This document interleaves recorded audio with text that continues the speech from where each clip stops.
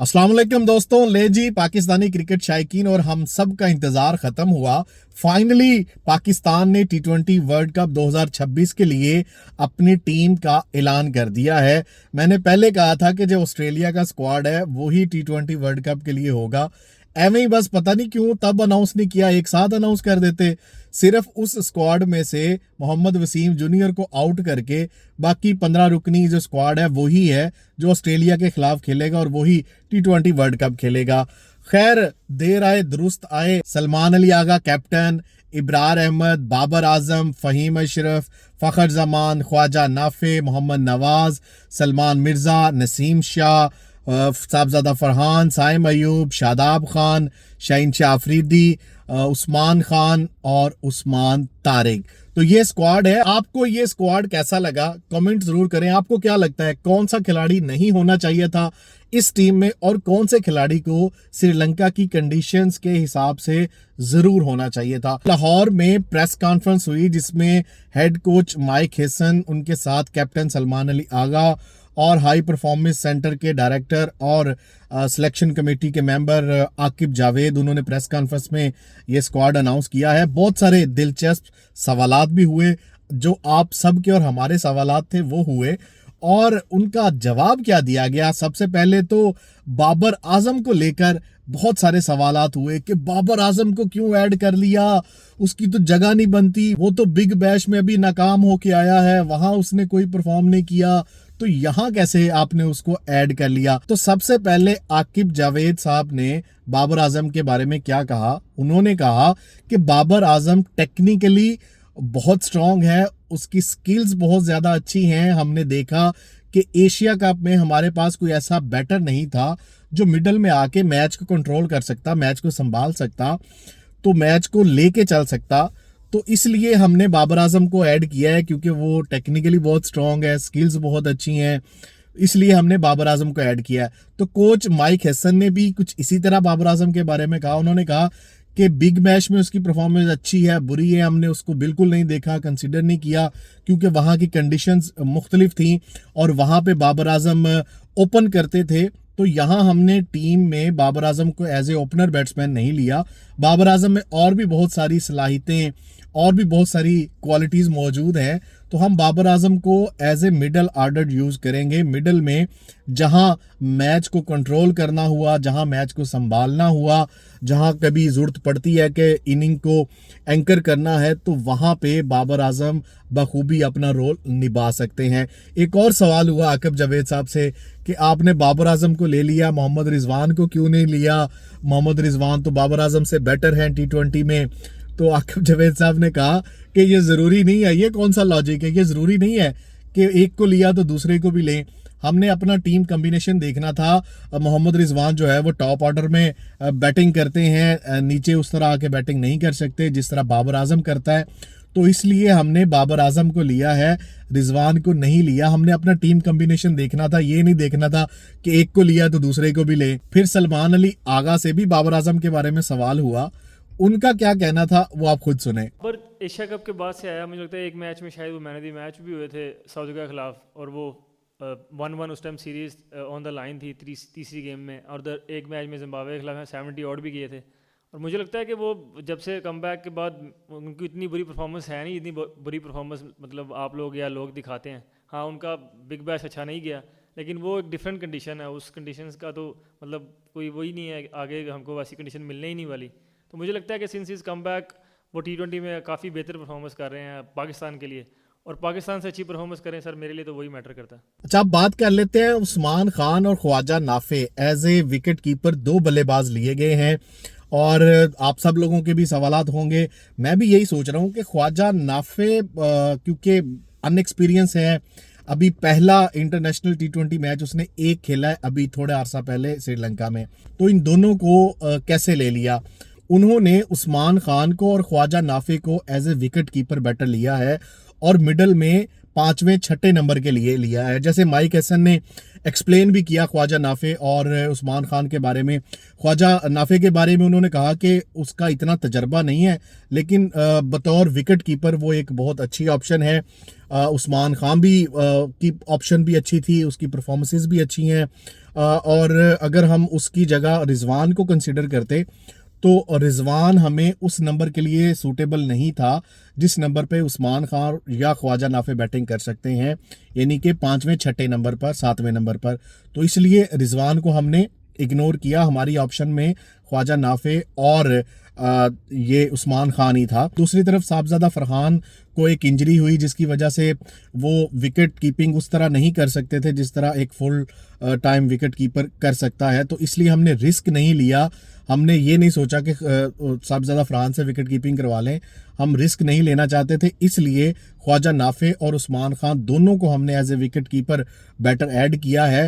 यकीनी तौर पे अब दोनों में से कोई एक ही मैच खेलेगा, या उस्मान खेलेगा या ख्वाजा नाफे खेलेगा। दोनों को तो अब रखने से रहे क्योंकि दोनों विकेट कीपर बैट्समैन है और दोनों का रोल एक है। लेकिन ख्वाजा नाफे के बारे में कोच माइक हसन ने यह भी कहा कि वो पावर प्ले का अच्छा इस्तेमाल कर सकता है और बीच में या आखिर में भी अगर कहीं पे तेज खेलने की जरूरत पड़ती है कि मैच की डिमांड उस तरह की हो कि वहां पे कम बॉल्स पर ज्यादा स्कोर हो, तेज खेलना हो, वो रोल भी ख्वाजा नाफे अच्छे से निभा सकता है। अच्छा, बॉलर्स के बारे में भी सवाल हुआ माइक हसन से कि आपने शाहीन शाह अफरीदी, नसीम शाह और सलमान मिर्जा को ही कंसिडर क्यों किया, बाकी जो बॉलर जैसे कि मोहम्मद वसीम जूनियर हैं या हारिस रऊफ है उनको क्यों इग्नोर किया। तो उनका कहना था कि हमने हारिस रऊफ, अहमद दानियाल और मोहम्मद वसीम जूनियर को कंसीडर किया था, उसके बारे में सोचा था, देखा भी था, लेकिन चूंकि श्रीलंका में हमें सिर्फ 3 पेसर चाहिए थे, हम 3 पेसर्स के साथ ही जाना चाहते हैं क्योंकि वहाँ की कंडीशंस ऐसी हैं, स्पिनर्स ज़्यादा वहाँ पे चाहिए। तो इसलिए हमने देखा कि शाहीन शाह अफरीदी, नसीम शाह और सलमान मिर्ज़ा पूरे मैच में जहां जरूरत पड़े वहां पे बॉलिंग करवा सकते हैं, नई बॉल के साथ भी, पुरानी बॉल के साथ भी। इसलिए हमें लगा कि ये 3 बेस्ट ऑप्शंस हैं हमारे पास, इसलिए हमने इन तीनों को जो है वो सिलेक्ट किया। सर, हम लोग भी सोचते हैं, आपका भी सवाल होगा कि पाकिस्तान टीम जब इतने बड़े टूर्नामेंट में जा रही होती है तो हमें हमारा बैटिंग ऑर्डर कंफर्म नहीं होता कि ओपन तो खैर ये करेंगे, नीचे दूसरे, तीसरे, चौथे, 5वें, 6ठे नंबर पर कौन बैटिंग करेगा। उस पर आकिब जावेद और कप्तान सलमान अली आगा ने जवाब दिया। सलमान अली आगा ने कहा कि ये T20 क्रिकेट है, इसमें सिर्फ ओपनर्स का पता होता है कि ओपनर्स ने आके बैटिंग करनी है और अपना रोल देना है। बाकी जो नीचे वाले नंबर्स होते हैं वो तो मैच की सूरत हाल को देखते हुए कि किस तरह का मैच है, मैच की क्या डिमांड है, इस नंबर पे किस तरह का बल्लेबाज चाहिए, उन हालात को देखते हुए उस नंबर पर उस बैटर को भेजा जाता है। और हम सबको अगर नंबर का नहीं पता लेकिन रोल का पता है, रोल का सबको पता होता है कि किसने कौन सा रोल अदा करना है, तो वो बेहतर तरीके से जाके वो रोल अदा करेगा। आकिब जावेद साहब ने भी यही कहा कि ये जी T20 क्रिकेट है, आप इसको वनडे और टेस्ट क्रिकेट के साथ मिक्स ना करें। T20 क्रिकेट में टोटली डिफरेंट होता है। T20 क्रिकेट में किसी के नंबर जो है वो फिक्स नहीं होता। आप इंडिया की टीम देख लें, बाकी टीमें देख लें, किसी सिर्फ ओपनर जो होते हैं ना वो फाइनल होते हैं कि इन्होंने जाके ओपन करना है, नीचे वाले नंबर T20 में कंफर्म नहीं होते। मैच की सिचुएशन को देखते हुए बैटर को किस पोजीशन पर भेजना है उस लिहाज से भेजा जाता है। अच्छा, एक और सवाल हुआ कि क्या पाकिस्तान T20 वर्ल्ड कप में शिरकत करेगा या नहीं करेगा। टीम तो आपने अनाउंस कर दी है, जबकि मोहसिन नकवी साहब कह रहे हैं कि जी पाकिस्तान गवर्नमेंट को देखा जाएगा, शहबाज शरीफ साहब जो भी फैसला करेंगे हम वो फैसला करेंगे। तो उन्होंने कहा कि मेरा काम है टीम सेलेक्ट करना, मेरा काम है ये चीज़ें सारी फाइनलाइज करना, वो हमने कर दी हैं। अब बाकी का जो फैसला है वो chairman Pakistan cricket board Syed Mohsin Raza Naqvi जाने या हुकूमत पाकिस्तान जाने, मैंने अपना काम कर दिया है। तो मैं आपको बता दूं कि ये ज़रूरी नहीं है कि अब टीम का ऐलान हो गया तो पाकिस्तान जो है वो T20 वर्ल्ड कप खेलेगा भी, कुछ भी हो सकता है, अभी भी कुछ भी हो सकता है। मुझे तो लगता है कि हसन नवाज को इस टीम में ज़रूर होना चाहिए था, लेकिन वो शायद उस्मान खां को इसलिए कंसिडर कर रहे हैं कि वो विकेट कीपर बैटर हैं। और ख्वाजा नाफे को भी एज ए विकेट कीपर ही एडवांटेज दिया गया है। जैसे माइक हेसन ने कंफर्म किया कि अगर ख्वाजा नाफे शायद विकेट कीपर बल्लेबाज ना होता तो फिर शायद हसन नवाज को कंसीडर किया जा सकता था। अब एशिया कप में जो पाकिस्तान की टीम थी आपने देख लिया, और ये जो टीम थी उसमें कुछ तब्दीलियां तो हैं, बल्कि 4-5 तब्दीलियां हैं।